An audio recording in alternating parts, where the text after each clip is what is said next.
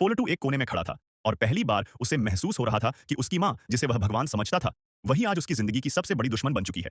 पारो की आंखों से आंसू रुकने का नाम नहीं ले रहे थे, क्योंकि अहाना वही थी जिसने उसे इस घर में इज्जत के साथ जीना सिखाया था। डॉक्टर अंदर जूझ रहे थे और बाहर पूरा परिवार अपने अपने गुनाहों और दर्द से लड़ रहा था। घंटों बाद जब दरवाजा खुला तो सबकी सांसें अटक गईं। डॉक्टर ने बताया कि गोली निकाल दी गई है, लेकिन अहाना अभी भी कोमा में है और आने वाले कुछ दिन बेहद नाजुक हैं। यह सुनते ही अर्जुन फर्श पर बैठ गया और उसके मुंह से सिर्फ अहाना का नाम निकल रहा था। पोल्टू ने उसी पल फैसला कर लिया कि वह अब ठकुराइन को मां नहीं मानेगा, क्योंकि जिस औरत ने निर्दोष लड़की पर गोली चलवाई, वह किसी की मां नहीं हो सकती। जेल की सलाखों के पीछे ठकुराइन पहली बार अकेली थी। न हवेली की शान, न नौकरों का डर, न सत्ता का घमंड, सिर्फ एक सन्नाटा और अहाना की चीखें जो उसके कानों में गूंज रही थीं। रातों को उसे नींद नहीं आती थी और हर बार उसे अहाना खून में लथपथ दिखाई देती थी। उधर अर्जुन हर दिन अहाना के पास बैठकर उससे बातें करता था, उसे उनके पुराने पल याद दिलाता था, उसके हाथ पकड़कर उससे वापस आने की गुहार लगाता था। पारो रोज मंदिर जाकर दीप जलाती थी और पोलटू अपने की पर पछताता था कि काश उसने पहले ही अपनी मां के खिलाफ आवाज उठाई होती तो आज यह दिन नहीं देखना पड़ता। कई दिनों बाद एक सुबह मशीनों की आवाज बदली और अहाना की उंगलियों में हल्की सी हरकत हुई। अर्जुन ने यह देखा तो उसकी आंखों में उम्मीद लौट आई। डॉक्टर दौड़कर आए और बताया कि अहाना धीरे धीरे कोमा से बाहर आ रही है। यह खबर पूरे परिवार के लिए किसी चमत्कार से कम नहीं थी।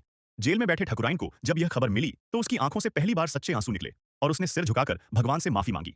अहाना ने आंखें खोली तो सबसे पहले अर्जुन का चेहरा देखा और उसकी आंखों से आंसू बह निकले।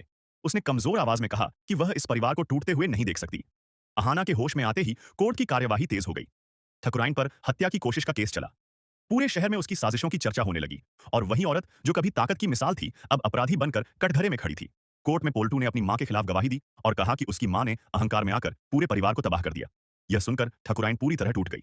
आखिरकार अदालत ने उसे सजा सुनाई और उसी दिन ठकुराइन को एहसास हुआ कि उसने अपने ही हाथों से अपनी दुनिया उजाड़ ली। उधर अहाना की सेहत धीरे धीरे सुधरने लगी और उसकी वापसी ने इस टूटे हुए परिवार में फिर से सांसें भर दी।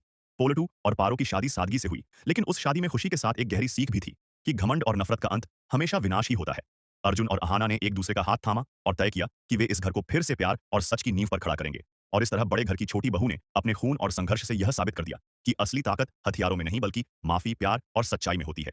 अहाना के होश में आने के बाद भी घर की तकदीर पूरी तरह संभली नहीं थी, क्योंकि जिस घर की नींव डर और सत्ता पर रखी गई हो, वहां भरोसा वापस आने में वक्त लगता है। अहाना अस्पताल से लौटकर हवेली में कदम रखती है तो हर दीवार उसे उस गोली की याद दिलाती है जिसने उसकी सांसों को रोक दिया था। अर्जुन उसका हाथ थामे हुए था, लेकिन उसकी आंखों में डर साफ झलक रहा था कि कहीं फिर से कुछ गलत न हो जाए।